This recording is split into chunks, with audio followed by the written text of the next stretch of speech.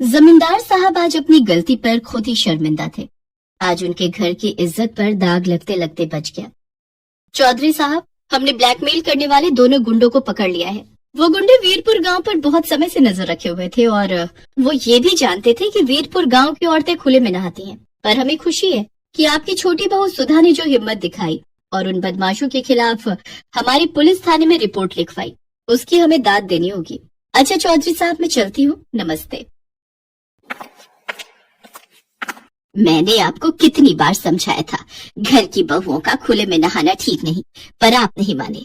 अब कुछ भी हो जाए, मैं अपनी बहुओं के लिए घर में गुसल खाने की व्यवस्था जरूर करूंगी।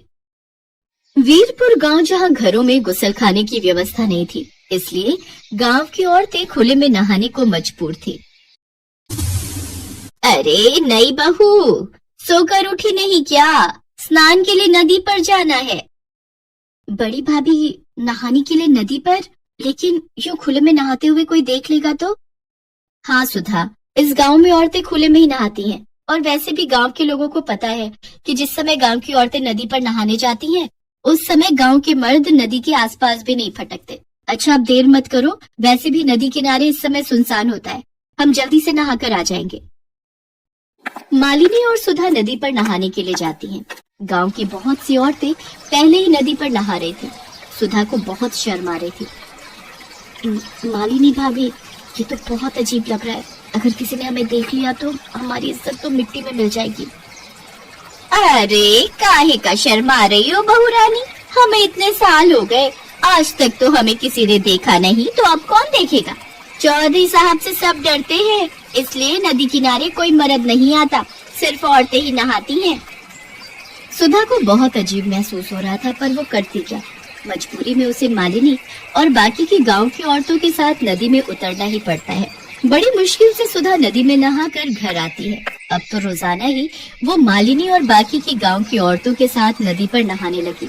धीरे धीरे जब सुधा को लगा कि सचमुच नदी के आसपास सिर्फ औरतें ही आती हैं, तो वो थोड़ी बेफिक्र हो गई।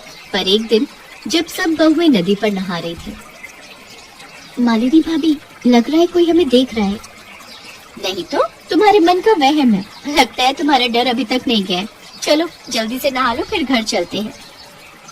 अगले दिन भी सुधा को ऐसा ही महसूस हुआ। मालिनी भाभी, मैं कह रही हूँ ना कि कोई है जो हमें देखता है, मुझे बार बार गलत महसूस नहीं हो सकता। अरे बहू रानी, तुम बेकार में ही डर रही हो, किसी की इतनी मजाल नहीं जो हमें नहाते हुए देख ले। और ये सच था, गांव वालों की इतनी हिम्मत नहीं थी कि वो गांव की बहुओं को खुले में नहाते हुए देख ले। तो आखिर कौन था जो उन सबको खुले में नहाते हुए देख रहा था? अरे यार मगन, ये गांव तो बहुत बढ़िया है यार, तूने बिल्कुल सही जगह का पता लगाया बे। खुले में नहाती इन गांव वालों की बहुओं के हमने बहुत ही बढ़िया फोटो अपने फोन में निकाल ली है बे। वही तो, मैंने बिल्कुल सही गांव का पता लगाया ना।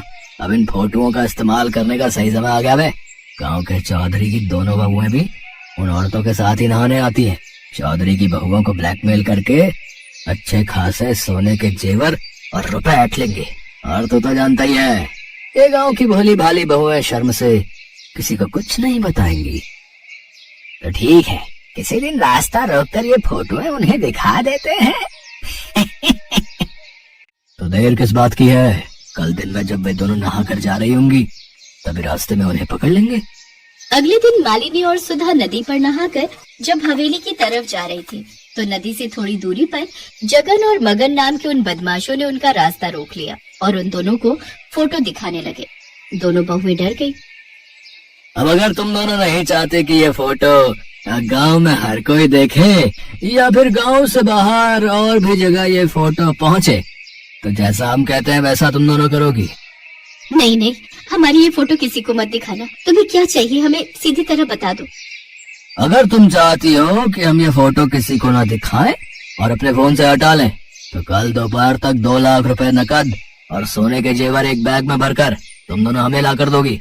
उसके बाद हम यहाँ से चले जाएंगे। ठीक है, तुम चिंता मत करो, हम कल दोपहर तक तुम्हारी ये मांग पूरी कर देंगे।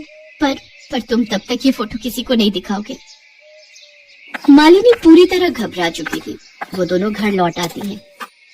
मालिनी भाभी, हम ये गलत कर रहे हैं, अन्याय के सामने झुकना कायरता है। हम अन्याय को छूट दे रहे हैं। उन मुजरिमों को सजा मिलनी चाहिए। उनकी मांगे पूरी करके तो हम उन्हें और बढ़ावा दे रहे हैं। आज वो हमारे साथ ऐसा कर रहे हैं, कल किसी और के साथ करेंगे। ये सरासर गलत है भाभी। तो हम कर भी क्या सकते हैं सुधा? हमारी फोटो बदमाशों के पास है। हम ये बात किसी से नहीं कह सकते। बदमाश हमारी फोटो हर जगह दिखा देंगे। पर सुधा बहुत हिम्मत वाली थी।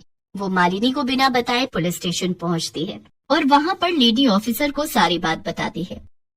सुधा, तुम चिंता मत करो, मैंने ऐसे गुंडों को बहुत सीधा किया है। मैं जैसा कहती हूँ वैसा ही करना। सुधा पुलिस की मदद ले चुकी थी। अगले दिन वो मालिनी के साथ बदमाशों की बताई जगह पर पहुंचती है। गुंडे जैसे ही मालिनी और सुधा के पास आते हैं, तभी पुलिस भी वहां पहुंच जाती है। पुलिस को देखकर गुंडे घबरा जाते हैं। पकड़ लो इन गुंडों को। सीधी साधी गांव की औरतों को ब्लैकमेल करके उनके पैसे और जेवर की मांग करते हो।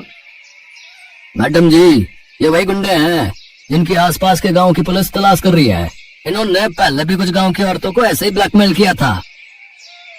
पुलिस के द्वारा गुंडों को पकड़ने की बात चौधरी के कानों तक पहुंचती है। उन्हें भी अपनी गलती का एहसास हो जाता है। चौधराइन, तुम सच कह रही हो, गलती मेरी ही है। मैं ही पुराने ख्यालों में जी रहा था। मैंने कभी इस ओर ध्यान ही नहीं दिया कि हमारी बहू बेटियों को किस चीज की सबसे ज्यादा जरूरत है। मैं वादा करता हूँ, इस गांव में हर घर में गुसलखाना होगा, ताकि फिर कभी किसी बहू बेटी के साथ ऐसा ना हो। सुधा, आज तुम्हारी हिम्मत की वजह से हम कितनी बड़ी मुसीबत से बच गए। भाभी, ये तो मेरा फर्ज था। मुझे खुशी है कि आज मैंने जो हिम्मत की, उस कारण इस गांव की बहुओं को अब खुले में नहीं नहाना पड़ेगा। गांव की इज्जत अब सुरक्षित रहेगी। वीरपुर गांव की औरतें सुधा की बहुत तारीफ करती हैं। आज हर घर में गुसलखाना था और गांव की औरतों ने भी अब खुले में नहाना बंद कर दिया था।